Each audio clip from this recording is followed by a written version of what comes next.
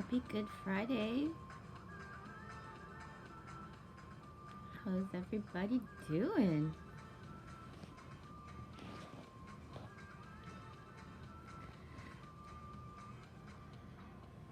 Kind of giddy and all good, and yeah, it's a nice full moon energy already. Well, it's already been all week for me. I don't know how you all um, react, interact, choose to take in um, the cycles, but I like it. And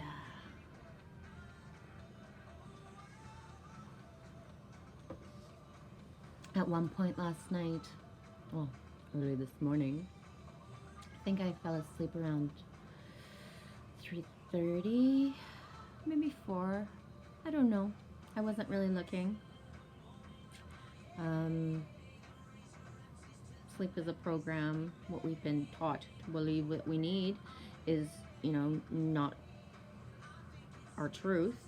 Um, Individually, we all need different things from sleep, and there's different cycles to it. So, sometimes we can be hard on ourselves when we're having days on end where we just want to sleep, sleep, sleep, and then hard on ourselves when we're having the other cycle where it's like you only need 1, 2, 3 hours of sleep and you're just feeling great no matter what.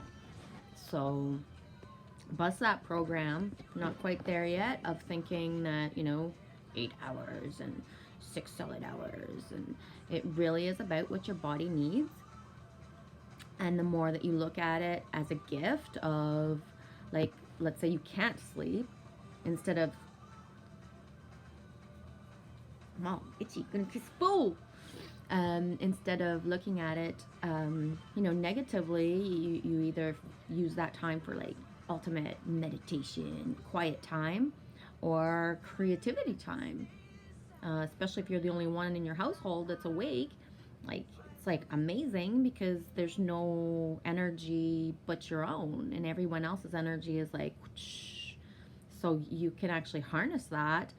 Take that time to speak to, like let's say you have kids, you speak to your kids' higher self while they're sleeping and smooth out the bumps that are maybe you're going through, or understand the bumps that you're going through with the responses they give you. And yeah, it's a really nice, um, easy, smooth life when you just kind of flow with what your sleep pattern that your body needs is. Same with food. If you're going with the routine of food of I must eat breakfast, snack, lunch, snack, supper, snack, whatever, then you might not be flowing in the same way as if you just eat when you're hungry. Yeah, I've been on that course for so long that not even anyone who knows me kind of questions it anymore. And we don't do a routine thing here. We do I'm hungry, it's time to eat. It's really easy. And even when we were the Trinity, when my oldest daughter was here, it worked well for us. Now we're just two, it works just as well. Um, the only time that it didn't work well in my life was, when I was with my ex, and the expectation of meat and potatoes at a certain time, and that routine of it, which I totally did because that's what he needed.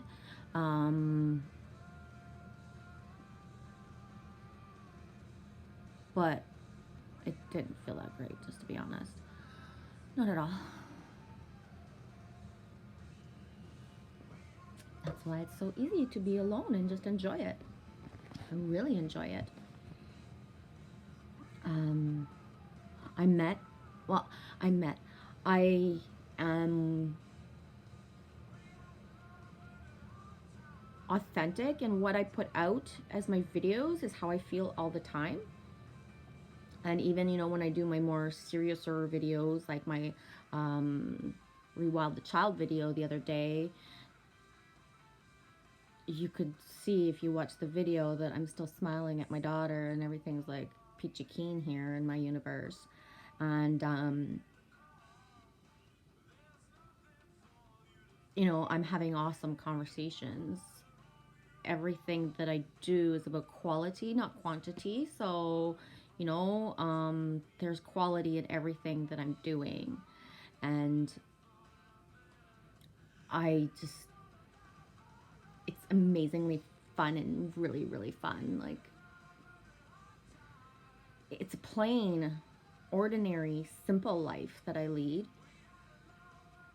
but it's so packed with quality that even just going to get a coffee and a 30-second or 40-second interaction is just like to the max. Like yesterday, I went to get a coffee and there was a new person, and she had to ask about something. So I was like, "Oh, are you a newbie?"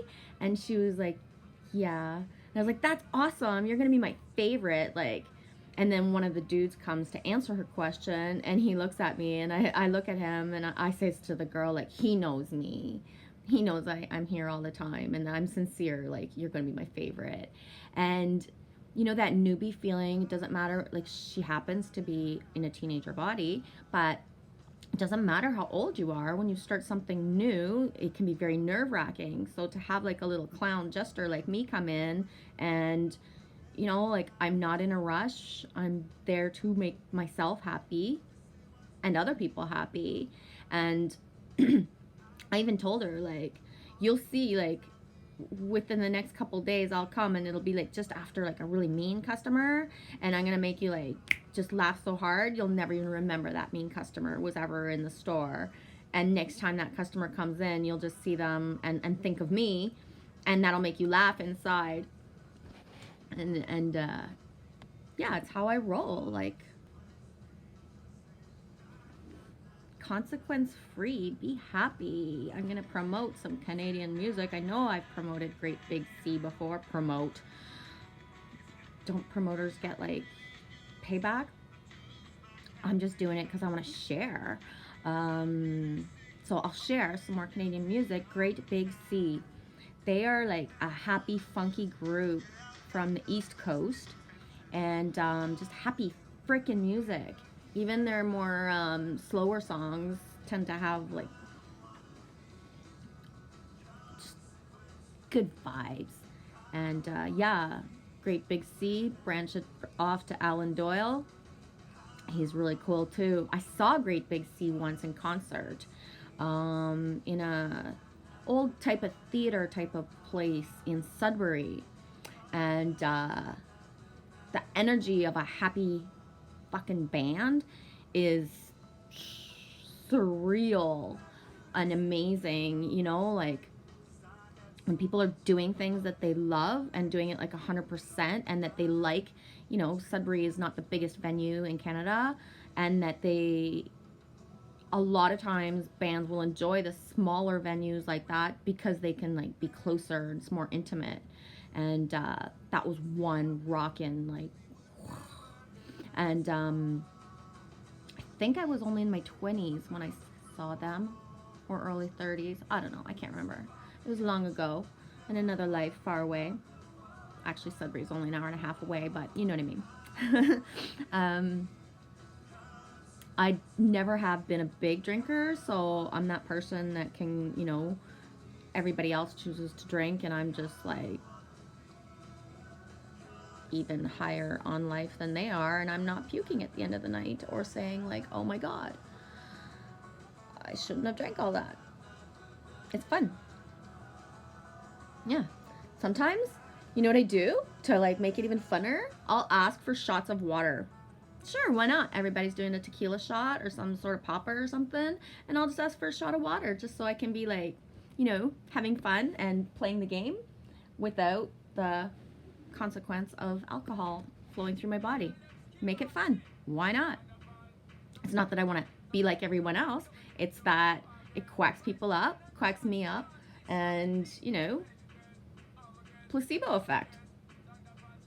Like, what was that movie with the 50 First Dates where Adam Sandler was, getting those big drinks for the chicks, and then they thought they were all drunk, but they weren't. They were just like thinking they were to let go of their inhibitions. Yeah, I thought that was kind of funny, even though, it's kind of rude, but you know what I mean? Gotta laugh. Yeah. Yeah, so I met an actual boy human in a like a male body who is like so fucking hot that I swear if he had his hair loose, we'd probably fucking match. Dressed in black with a vehicle that matches like fucking visions that I've had for like 10, 15 years. So he doesn't know it yet. I think he does, but he's my new best friend. And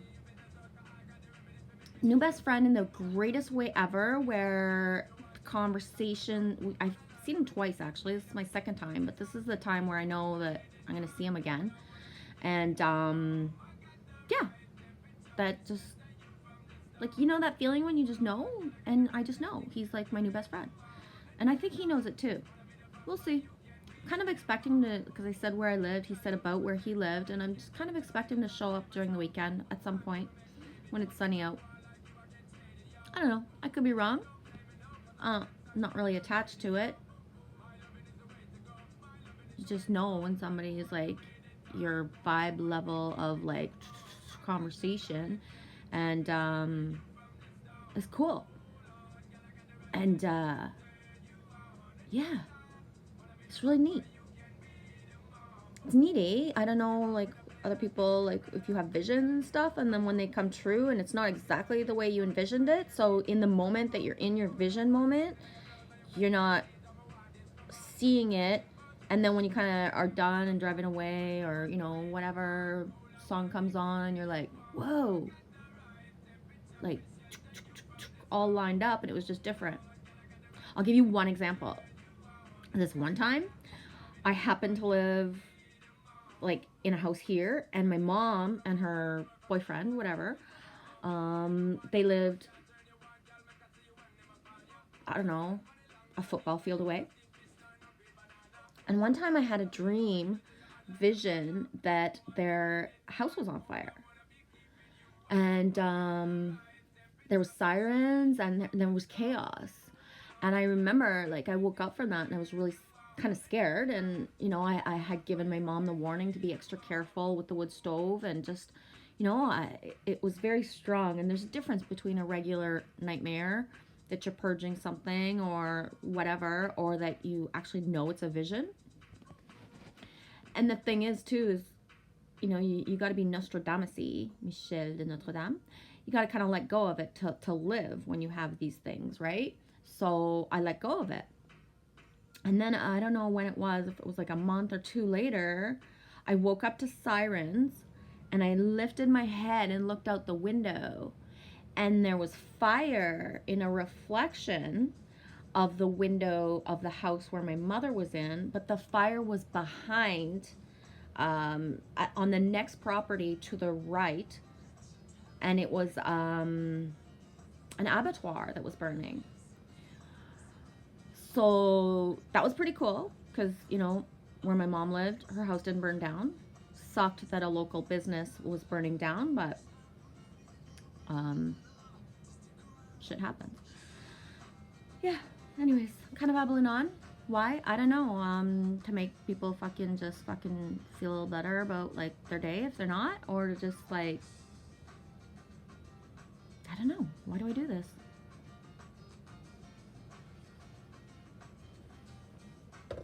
I don't know. Yeah, it's really cool.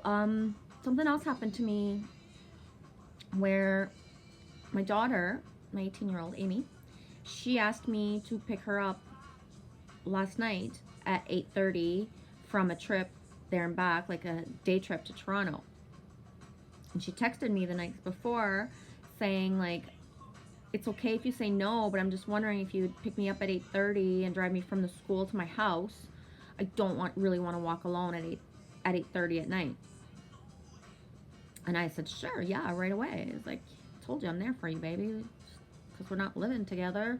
Like, this is awesome. Like, thanks for asking. I appreciated her asking. And after she asked me I asked myself, I was like, is she really going to be there at 8:30? And everything inside was like, don't count on that. Be ready to drive at any time. And so I was. And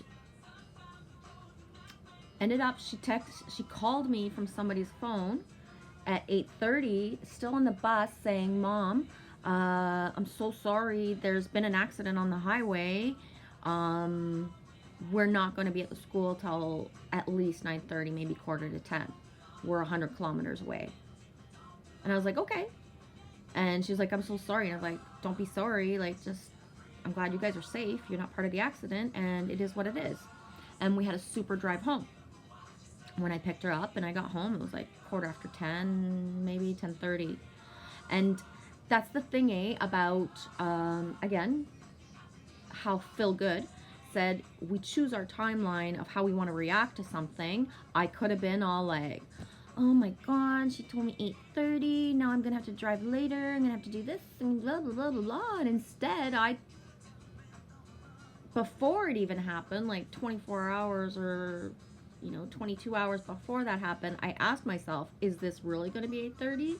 And I was already mentally, physically, like, just prepared that it wouldn't be exactly what she asked for, that it would deviate from the time. And I think that's one, like, example, maybe not, all eloquent and all that, but of how you can anticipate something that could be a trigger and create a timeline that is like harmonious and feels good. Feels good. Uh-huh. Yeah, it's a neato feeling when you just kind of surrender to what could happen instead of planning what's supposed to happen. Again, I probably don't make any sense, and it is what it is. Don't belong to you, and you don't belong to me. Yeah, we are who we are. We choose our reality, and within my reality and where I'm at, I accept all points of views, and everybody is awake, and everybody, how we're all choosing to live these days is a choice. And when I wanted to make a video, when I was not sleeping last night, I wanted to wrap the world in a lullaby of a video and just, put out a comforting feeling for those people who are not sleeping last night and struggling through it. And everything inside just was saying, like, just do it, but without actually putting out a video and actually doing that part that was 3D visible for whoever was needing it. And excuse me.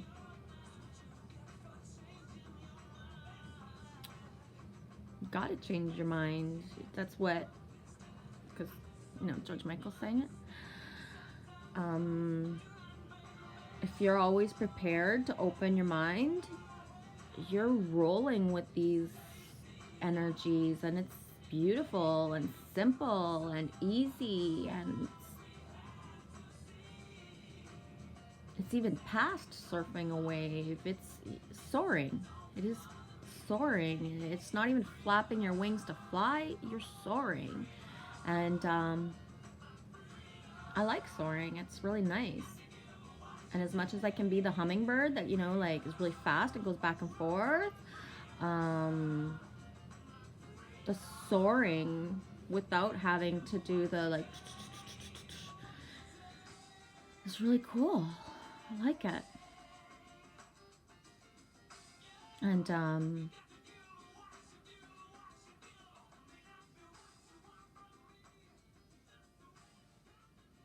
really proud of everybody.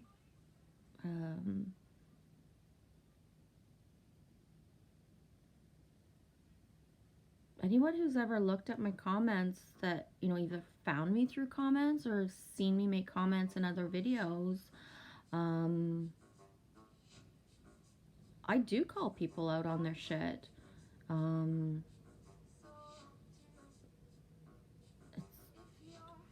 They think I'm an ego. Okay. They think I'm projecting. Okay. Um, it's what I'm guided to do. Um, my life path has always been different. I said in my child video the other day, I was born in Quebec. We left Quebec when I was 6 years old. When we got to Alberta, I only spoke French. And by the time I started school, I knew how to say please, thank you, sit down, stand up, and where's the bathroom, basically. And I didn't know how to speak English. And in my first day at school, I know I made a video about this before. I don't know if it ever uploaded, but I'm not going to make it a long video part. But in my first day at school, I lived that moment of the circle of children around me, having my hair pulled and being called a frog, and, you know, the bullying moment. And when I went home, asked what a frog was, and, you know, basically was told it's a crapaud. It's the French word for a frog, the animal. But, you know, my dad had to describe to me what the term for French people in Canada, and I'm not sure, it could be, you know, in other places in the world, but how, you know, it's the equivalent of a yucky word or a teasing word, depending on what, how it's said, because, you know, in my Italian community roots of people I've been with, I'm called a munja cake, and I love cake. Believe me, when they were calling me a munja cake, it was not because they were being mean to me. It was like my nickname. It was fine. It was awesome. I love cake. But it was the equivalent of a yucky word. And that made me who I am. I went back to school and never took no shit from nobody. We moved and I went to 14 different grade schools, and in those 14 different grade schools, the path that I walked was going to school, starting in a new school, having no fucking clue who anybody was, and choosing who I was going to hang out with by how other people were treating them. Meaning, I've always been the best friend or the supporter and the cheerleader of the underdog. One thing I don't know if I've ever told anybody, and I don't even know if my grade school friends would remember, but until grade 8 grad, I was a scrapper. Yeah, you wouldn't think so, eh? Especially if you've seen me, I'm like really little and I'm like all peace and love, and I've always been peace and love. But from that one time when I got my pigtails pulled until grade 8, I would kick the fucking shit out of anybody who was a bully. Yeah. Sorry. I did. And that karma never came back to me. I've never been hit in my life. I've been held down, and I've been like grabbed, but I've never been hit in my life. So it wasn't that I was perpetuating a karma of being a violent person.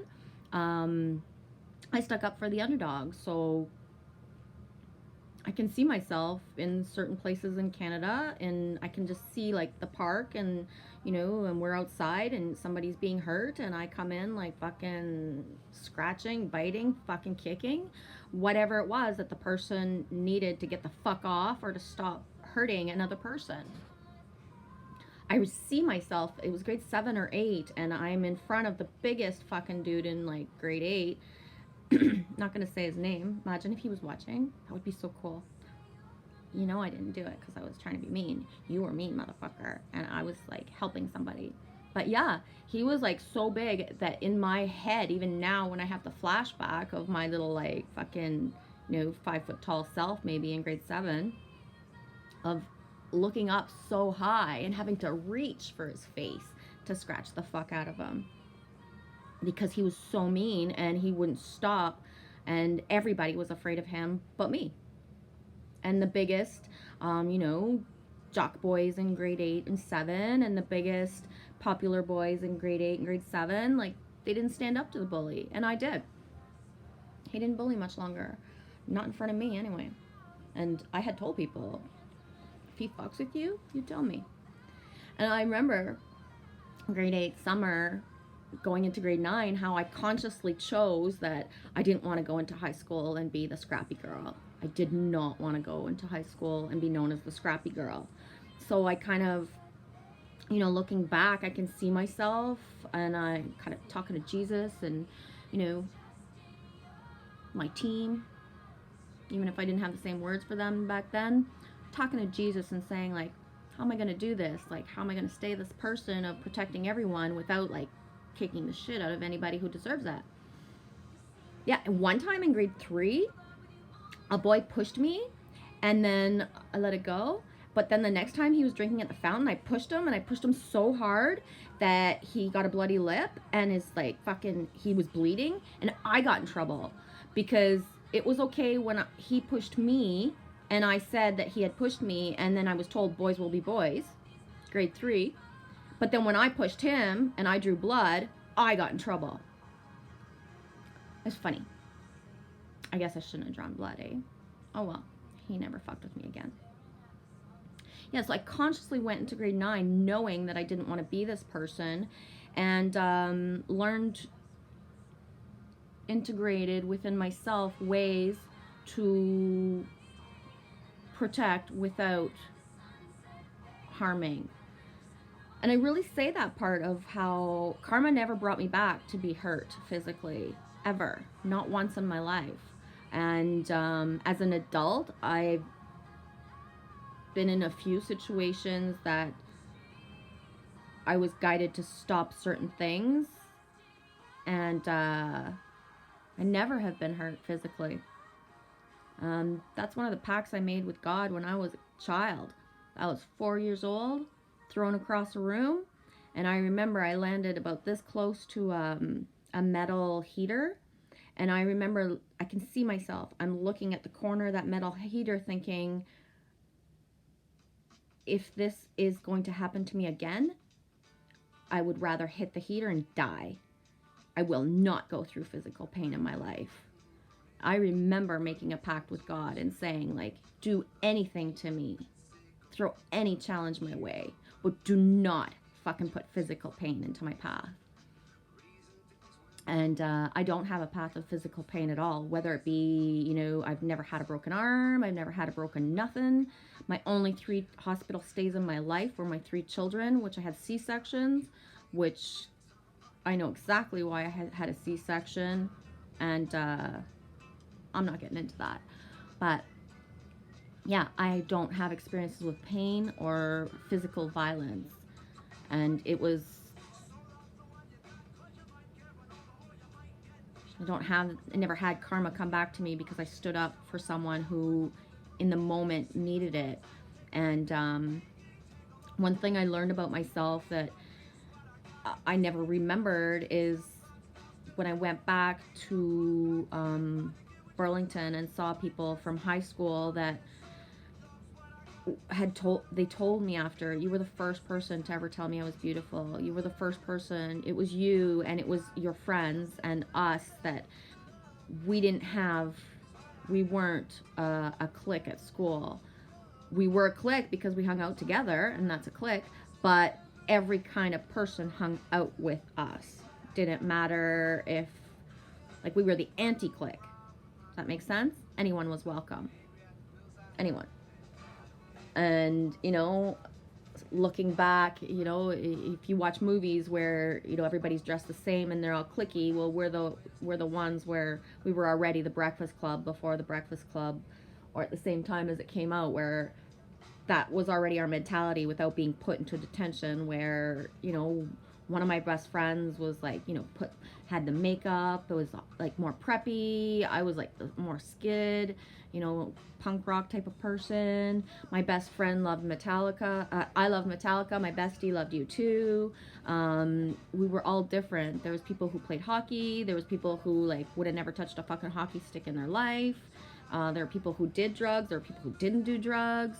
There were people who had, you know, like, really sheltered lives and were protected like me. And there were wild childs that, you know, got to do everything and, like, fucking were everywhere all the time. And we still managed to have always, like, fucking awesome times, and that anybody was allowed in. I did have one nemesis, though. I'm not going to say her name because that's rude, but she hated me. Oh, my God. Oh, that girl. Swear to fuck. Wonder what we'd be like if we met today.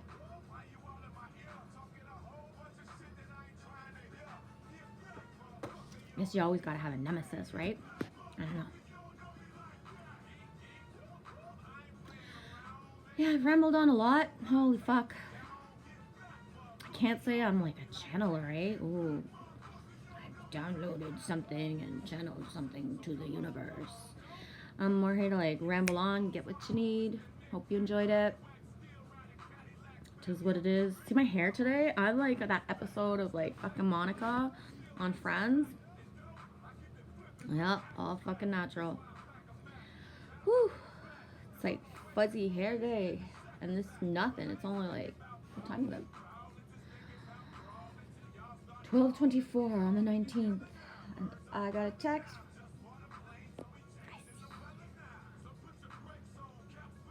And not many people text me, so I get really fucking excited sometimes. In a good way. Quality, not quantity.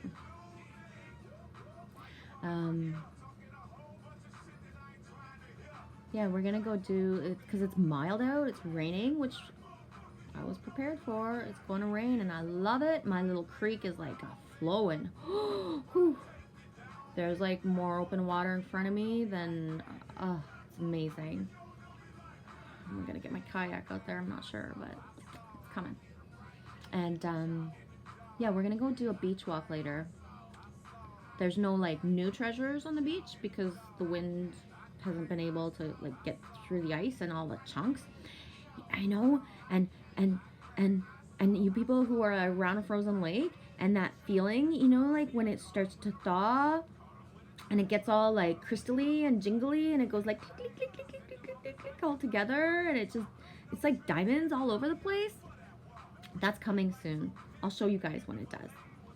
For you guys who've never seen like frozen, like fucking frozen and the thaw and what it does, it's like magic.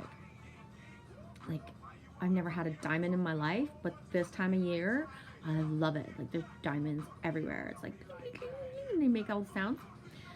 Anyways, I've like gone off like long enough. Have a super fucking day. Like a super fucking awesome full moon. Like, take this full moon, ride that bitch, and fucking love it. She is awesome. It is. It's amazing. I gotta go. I like this part.